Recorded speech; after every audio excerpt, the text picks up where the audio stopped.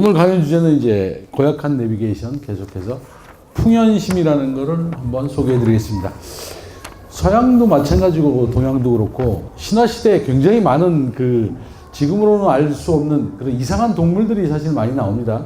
동양에는 특히 많이 나오죠. 소위 말하는 상상 속의 동물인데 뭐 봉황이라는 것들도 있고 뭐 주작이라는 것도 있고 굉장히 많은데 그 중에서도 가장 신령스러운 것들은 보통 우리가 꼽는 게 용 그렇습니다. 그죠? 용이라는 게 다른 거 봉황 같은 거는 봉황 그래서 암놈 순놈을 구분하는데 용같이 하나로 된 단어는 암수 구분이 없어요.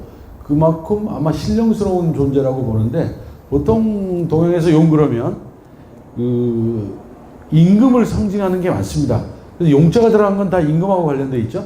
임금님이 앉는 의자를 뭐라 그러죠? 용상이라고 그러고 임금님의 얼굴은 용안이라고 그러고 임금님이 입는 옷은 용포, 골룡포라고 하는데 임금님도 사람인지라 만약에 뭐 속이 그렇게 나쁘지 않으면 하루에 한 번씩 화장실에 가서 변을 아마 볼 거예요. 임금님의 변은 뭐라 그럽니까? 뭐라 그러죠? 용변이라고는 안 그러고 임금님이 눕는 변은 매화라고 합니다. 매화. 우리가 매화꽃 할 때 그 매화를 그대로 쓰는데 매화가 향기롭기로 유명하잖아요. 근데 도대체 왜 임금님이 보는 변을 매화라고 그랬을까? 뭐 원인은 모르겠지만 제가 나름대로 공부한 걸 생각해 보면 임금님이 매일같이 변을 보면 그거는 그냥 버리지는 못합니다.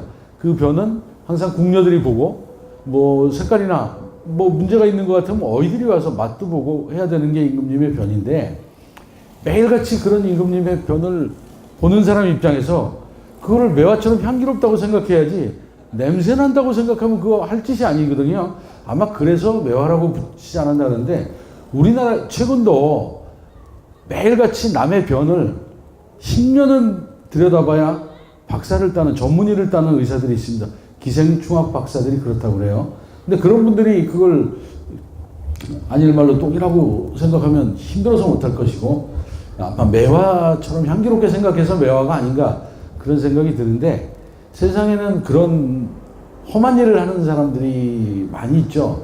다음 주면 이제 설날인데 설날이 돼도 집에도 못 가고 운전을 해야 되시는 분도 계시고 새벽에 일어나서 청소를 하는 분들도 계시고 쓰레기를 치워야 하는 분도 반드시 세상에 필요한데 저도 저보고 그런 일을 하라고 그러면 뭐 그렇게 썩 하고 싶은 일도 아니고 저희 아들들이나 주위 사람들한테 그런 직업을 권하고 싶진 않아요. 그러나 세상에 반드시 필요한 직업인데 그런 사람들이 하는 일에 대해서 굉장히 많은 월급을 지불하거나 이러진 못하더라도 마음속으로나마 그래도 매화 같은 일을 하고 있다.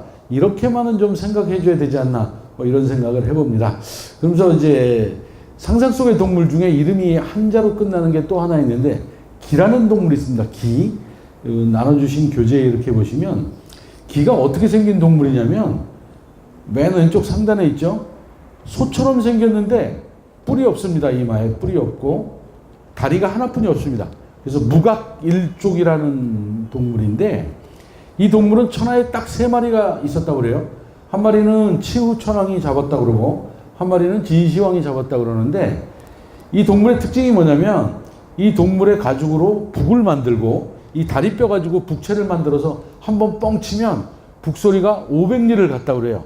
500리면 서울에서 대전 가는 거리인데 한 번 치면 소리가 거기까지 들린다 할 정도로 이건 뭐 좀 뻥이 심한 뭐 과장도 있었겠지만 이 동물 기라는 동물은 비가 오면 우파산에서 나타났다 그러는데 하루는 누군가가 이 기한테 물어봤어요.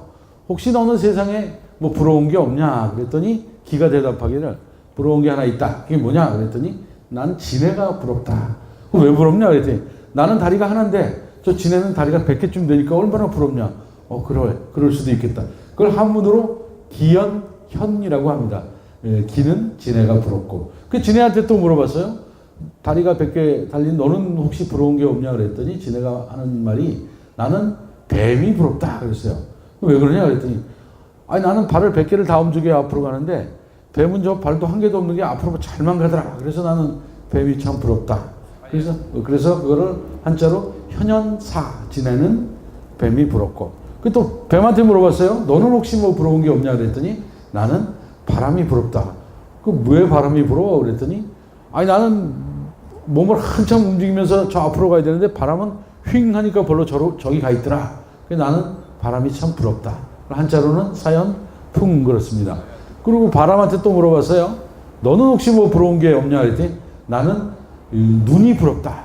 아니 왜 눈이 부러워? 그랬더니 나는 휙 해도 어쨌든 절로 가야 되는데 눈은 눈만 딱 저기다 대면 저쪽에 벌써 눈 다 보고 있더라는 거예요. 나처럼 안 가도 고개만 돌리면 볼 수 있는 눈이 부럽다. 그래서 그거를 풍연목이라고 합니다. 다시 한번 물어봤어요. 눈한테. 너는 혹시 뭐 부러운 게 없냐 그랬더니 나는 마음이 부럽다.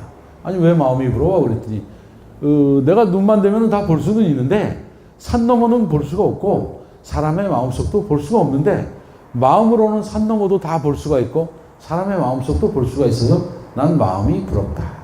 그래서 그거를 목연심이라고 합니다. 그래서 이제 다시 또 물어봤어요. 마음한테. 너는 혹시 뭐 부러운 게 없냐 그랬더니 마음이 뭐라고 하냐면 나는 기가 부럽다. 이 구절은 사실 좀 저도 얼핏 이해가 안 갔는데 여러 사람한테 물어보니까 어떤 사람이 이런 대답을 해요. 마음으로 모든 걸 볼 수도 있고 상상할 수도 있지만 현실에 발이라도 하나 딛고 있는 기가 아마 부러워서 그렇지 않겠나. 마음속으로 아무리 뭐 오만 걸 다 누리더라도 현실에서 발 하나 딛고 있는 게 어쩌면 부러웠을지도 모르겠다. 이게 바로 풍연심이라는 얘기인데 이 풍연심은 여기에서 나온 고사예요. 다시 말하면 뭐냐면 세상 모든 거는 완벽한 건 없고 다 서로를 부러워한다는 얘기가 바로 풍연심입니다. 세상은 뭐 가난하면 사실 부자가 되게 부럽죠. 그래서 죽기 살기로 남은 어떻게 하든 돈을 벌고 어제 뉴스에도 보니까 뭐 라면 회사 회장님이 회사 돈을 갖다가 온갖 서류를 유조해서 50억을 빼먹다 걸려서 감옥을 가셨는데 뭘 그 텔레비를 보던 저희 집사람도 뭘 저렇게까지 욕심을 부리면서 살까 하는 그런 얘기를 하더라고요. 그런데 어쨌든 가난한 사람은 그렇게 해서라도 돈을 좀 벌고 싶고 돈을 벌고 싶으면 권력을 가지고 싶은 게 또 사람 욕심이고 권력을 가지면 화목한 가정이 부럽다고 그래요. 몇 년 전에 그 충청도의 성모라는 그 그룹 회장님이죠. 배운 것도 별로 없고 열심히 정말 눈물나게 해서 돈을 벌고 보니까 권력 있는 사람들한테 시달려서 어떻게든 나도 권력을 가져보자고 돈 쓰고 뭐 해서 간신히 국회의원 됐다가 결국 나중에 모든 죄를 자기한테 뒤집어 씌우는 걸 보고 유서를 남기고 자살을 했어요. 근데 아마 그 순간에 무슨 생각이 들었을까 참 궁금하기도 하고 참 인간적으로는 불쌍하다는 생각도 들었는데 세상 사람들은 사실 돈이 많으면 부럽다고 얘기를 하잖아요. 제 앞에서 강의하신 어떤 분이 그러시더라고요. 나는 돈이 없어서 우리 애들 조그만 차를 사주고 외국은 못 가지만 그래도 KTX 타고는 다 가본다는데 저는 돈이 많아서 저희 아들 큰 전차 타고 다니고 우리 마누라도 버스 타고 다니고 그렇습니다. 저는 앞에서 강의하신 분이 되게 부러워요. 근데 그분은 또 저한테 강의 들으면서 저한테 또 부럽다고 하겠죠. 세상이 다 아마 그런 거 아닌가 생각을 합니다. 돈이 많아서 행복하면 우리나라 최고의 재벌이 제일 행복해야 되는데 꼭 그런 것 같지도 않고 공부를 많이 해서 행복할 것 같으면 제일 좋은 S대나 카이스트 나온 사람들이 제일 행복해야 되는데 서울대 40%가 넘는 학생들이 우울증을 앓고 있고 카이스트에 가서도 자살을 하는 걸 보면 세상이 꼭 그런 것만은 아닌 것 같아요. 일단은 비교하지 않는 삶. 언젠가 제가 강의 시간에 여기서 강의 한번 할 때 미인 얘기를 중국 고대 미인을 해드렸는데 저는 그런 무인들을 여러분보다 훨씬 더 많이 알고 있는데 만약에 그런 사람들을 부러워했으면 저 못 살고 있죠. 안 부럽습니다. 하나도. 왜 거기는 지금은 다 돌아가시고 없고 그나마 살아있는 저희 마누라가 저한테는 제일 이쁘거든요.